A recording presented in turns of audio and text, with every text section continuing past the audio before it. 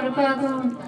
ကျော်ရောက်လာကြသောလူကြီးမင်းများအေးပေးတဲ့များဆရာဆရာမများနဲ့ကျောင်းသားကျောင်းသူများကြီးကျမနာမည်က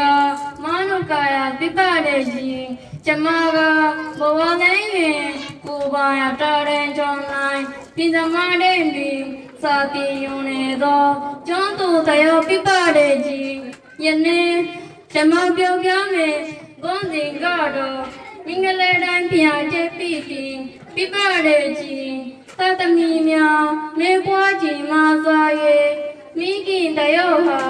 သတ္တမီအထက်ပထမတရားမှာပြပတဲ့ကြီးမင်္ဂလာတယောက်ဟာသတ္တမီမင်္ဂလာမိခင်တယောက်ဖျားမေနေသူမဤသတ္တမီနဲ့ပြန်လင်းအောင်မှာကြီးထွားတာပါမယ်ကြီးမိခင်ဗျာမေနေသာသမီနဲ့အလီမေနိုင်တဲ့ကြီးဒါကြောင့်ဘောပဲကျမယုံကြည်ပါတယ်ကြီးမင်္ဂလာတိုင်းပြန်မင်္ဂလာတိုင်းဟာပြန်တက်ပြီးရင်လူရဲပါတယ်ကြီးပြန်ကြီးမင်္ဂလာတော်ဟာမိသားစုအထက်အလီနဲ့ပြည်သူလူအဖေအစီအထက်တင်မှုကြီးသောမိသားစုအထက်အလင်းနဲ့ပြည်သူလူအဖေအစီအထက်တင်မှုကြီးသောအင်အားပြပတဲ့ကြီးအစုံဒီ